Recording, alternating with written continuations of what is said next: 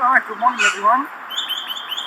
This is Rip and we are working on engagement today. This is probably the most important facet of dog training that I find that people miss. I seem to jump towards teaching a dog obedience and sit and down, do all this kind of stuff. But I tell you, if the dog is not engaged, like this dog is at the moment, if they're not invested in you or the sessions, it's wasting your time. You're going to end up teaching your dog to be reactive in terms of they're waiting for you to give them a signal rather than proactive. Now this dog knows how to push me in order to get a reward. So I'm going to show you what I've done with him from the beginning to build this kind of engagement. Now, being a German short-haired pointer, he loves running around and chasing birds and doing all kind of fun stuff. What I need from him is the ability to listen to me, and with that comes a level of engagement that you need to build. So what I'm doing, I'll discuss this in a bit more detail, is I'm waiting for the dog to look at me in the eyes. He knows that I have a treat pouch on, and ordinarily I would have food in my pockets, but today, just to make it a bit easier, I'm going to put it in my treat pouch. So he knows there's a treat pouch there, and he looks at it, he knows that's where the reward comes from. What I want him to do is look me in the eyes and give me his full attention, so I know that it's me and not just the food.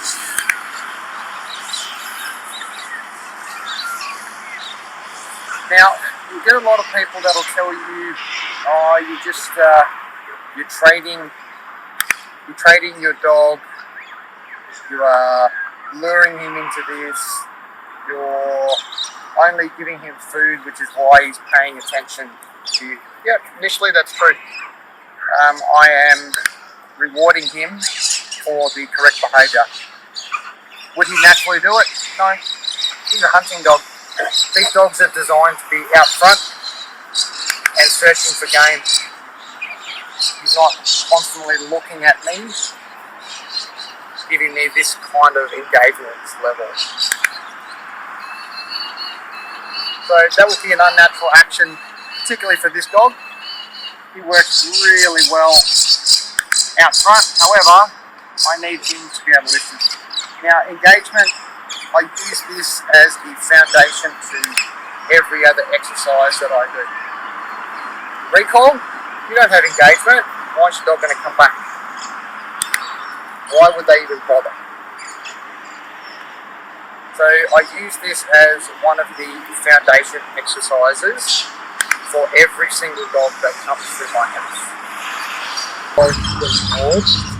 Now, I use a clicker, I also use a verbal marker, and I use them as a bridge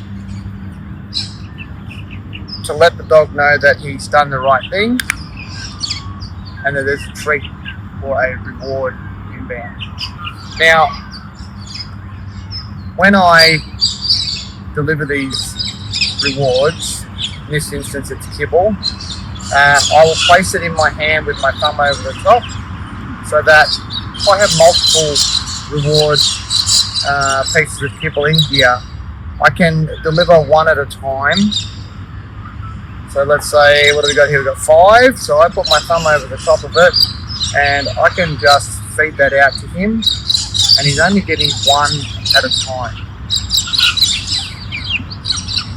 Or I can jackpot it and give him a whole heap at once. And that's great. So I use the clicker, A, because it's easier for you to hear when I'm rewarding him, so timing is crucial. And I can also use a yes or a tip or whatever I'm going to use depending on the dog. Very nice. Depending on which dog I have, they all have different markers. I use that as yes, you've done the right thing, reward coming. So notice the timing. I'll wait for him to look at me and then move. So make sure there's a clear distinction between your marker and when you're actually reaching for food. So I don't have anything else in my hands. Everything's tucked away in the pouch there. So I wait for him to look at me, mark it, and then I can move. You've got time. There's no rush to get the food out of your pouch and stuff it into their mouth. Likewise, if you're using a ball or a bumper or something similar, there's no rush to actually deliver that reward. Right? You've got a couple of seconds to make it happen.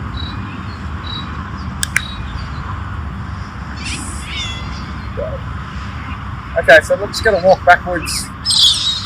He's going to get a little bit distracted because there's a few birds around today, which is nice. Wait for him to look at me, mark it, and then reward. So right then, that was pretty good. So I gave him 4 pieces of kibble. Now, I don't do a 1-for-1 reward ratio. It's always variable. So in this instance, he's going to get 2 pieces of kibble. He's a bit distracted. He's going to look at me, so now he's only going to get 1. If he does a great job like that, oh, look out, there it comes. There comes 5. Lucky boy. Lucky boy. So what we're doing is we're building a gambling mindset inside this dog. Sometimes he gets 1 piece of kibble. Other times he gets 5.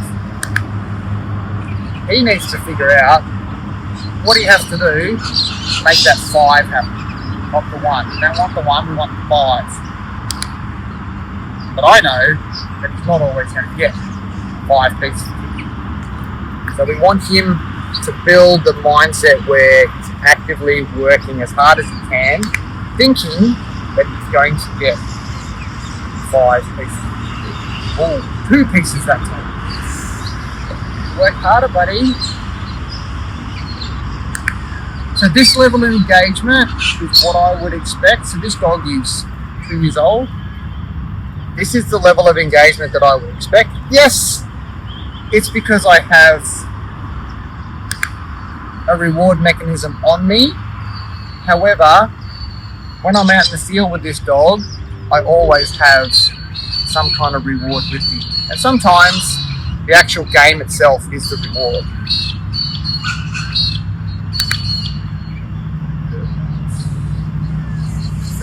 So how do we build duration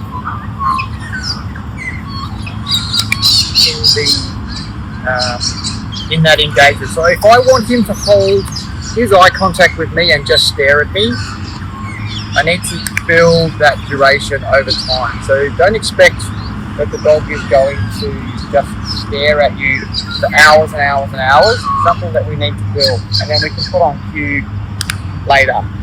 So one of the tricks that I found, if you stand still, a dog can become bored quite quickly. Okay, so what I find is if I add a bit of movement, the dog will look at me for longer, trying to work out where I'm going and what I'm doing. So they don't always look at you directly, because he's watching what's going on, because as you would know, these guys are the masters of body language. Beautiful. So right now I'm asking for 2 seconds, but I want him to look at me for. So we go 1, 1,000, 2, 1,000, he looks away. Now he's thinking of the treat going, come on, hurry up, where is it? Beautiful, there we go. 2 pieces. And nothing. Okay, so how do we put it on cue? We can call his name, Rip. And it becomes an expectation that the dog looks at you. Rip. Just like that. That's pretty good duration. Make sure that you guys can actually see what's going on. It's kind of hard to see as I'm filming. Rip. So now that was pretty good. I can ask for a little bit more. Rip. That's 3 seconds ish. But I'm counting in my head. It's like 1, 2, 3 instead of 1, 1,000, 2, 1,000. Rip.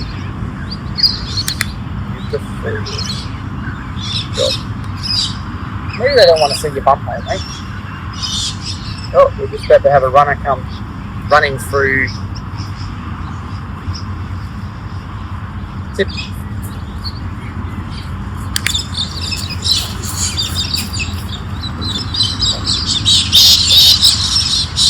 Rip.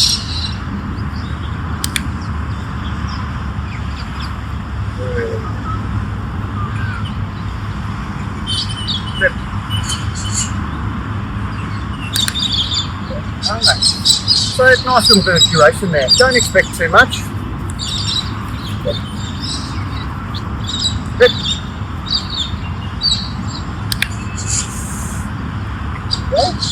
So mistakes to avoid.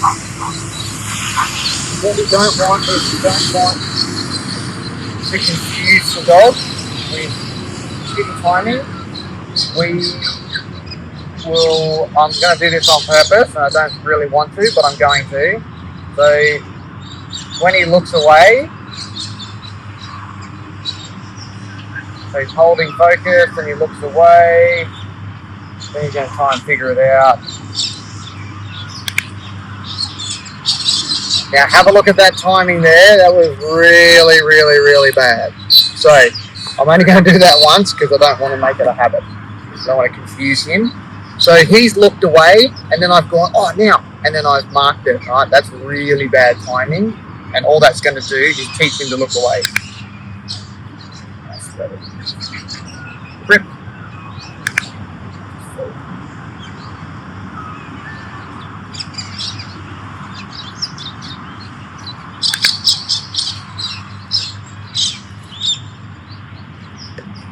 Rip. Okay, another fault that people constantly do, I see all the time, is they think the dog can't hear them. See these big things hanging off the side of their head? They can hear you just fine, unless they're deaf. That's a little bit risky. This dog can hear me. Now, they suffer from auditory exclusion just like we do. So sometimes when he is heightened and his arousal level is high, he can't hear me. His body is hyper-focusing on something and can't physically hear what I'm saying. So you need to wait for him to come out of that level of arousal. However, most people will go rip, rip, rip, rip, rip, rip, rip. He doesn't care. He's like, yeah, I hear you just fine. But you don't need to keep saying his name over and over and over and over again, right? So, rip. Once. He looks at you, bang, reward it. Rip. Reward it. Pretty good. Rip. Reward it. The moment he looks at you, bang, you're on your marker. If I want to use a verbal marker, rip. I can do that as well. I find the clicker a lot easier. Rip. I find it a lot easier to manage for me, so I just run it in either hand, doesn't matter, depends on what I'm doing.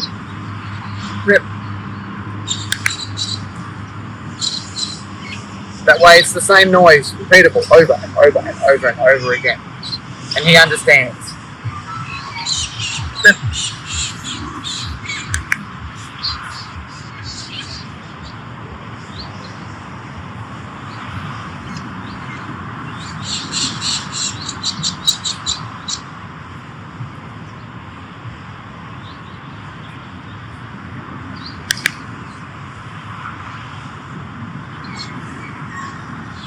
So another thing that I can do is I can reward away from me to force him go out, be rewarded, and then he's got to come back and show me that same level of focus again.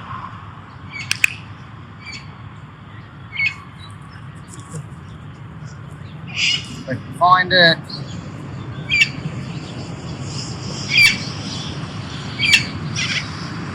finds it, back to me, really smack it, and go again.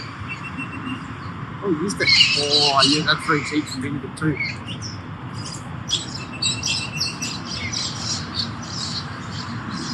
So this will lead into the next video that I'm going to do for you, which is going to be the recap.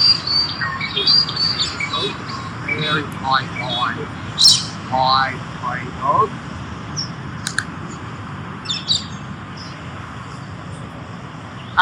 Very high prey dog.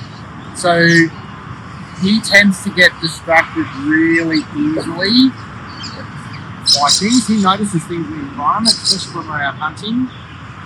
Any of you that have spent any time out in the bush know that your body becomes attuned to the surroundings, what's going on around you. So for him, he notices a lot, especially when we're in that kind of time. We've got a busy road on the outside of us at the moment, so that makes things a little bit more challenging in terms of noise, but you can hear me. He's in a very low level of arousal at the moment, so there's nothing on those videos. Oh, there you go, missed it. Very good.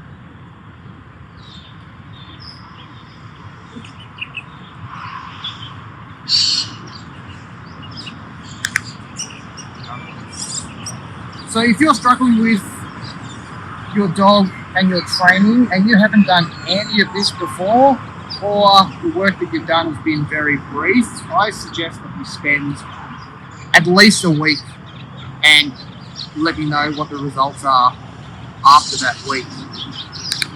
Now, a lot of people don't have the opportunity to have a dog off lead like this, not because of the area in which they train or they live, but because the dog might just piss off. It might just go off somewhere and not come back. So if you are in that situation, I would suggest investing in a long line. Really, really simple to do. Don't need to spend a lot of money. Go to your local hardware store, Bunnings, Mitre 10, whichever it might be. Buy some rope, buy 10, 20 metre length rope. Buy clips as well, like dog clips. Tie a knot, clip it on, have a long line. Allow the dog to run around without getting themselves in trouble. Manage the length of that line. However, it will then give you the opportunity to stand here, let the dog make the mistake and learn from that mistake. Right, so we're going to do a little bit of long line work when I do the recall stuff in a couple of days.